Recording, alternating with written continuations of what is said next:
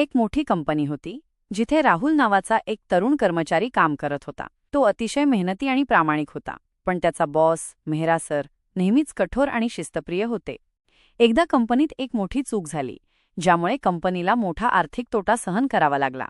सर्वांची चौकशी झाली आणि काही तांत्रिक अडचणींमुळे राहुलवर आरोप ठेवले गेले. मेहरा सर खूप संतापले आणि त्याला तडकाफडकी नोकरीवरून काढून टाकण्याचा निर्णय घेतला. राहुल अत्यंत दुःखी झाला, कारण त्याने कोणतीही चूक केली नव्हती. त्याने शेवटच्या प्रयत्नाने मेहरा सरांना विनंती केली, "सर, मी चूक केली असेल तर शिक्षा द्या, पण मला माझी बाजू मांडण्याची संधी द्या."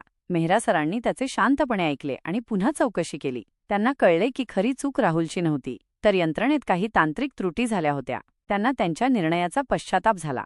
त्या दिवसापासून मेहरा सरांनी एक गोष्ट शिकली: कधीही निर्णय घेण्यापूर्वी कर्मचारीचा पूर्णपणे विचार ऐकणे आवश्यक असते.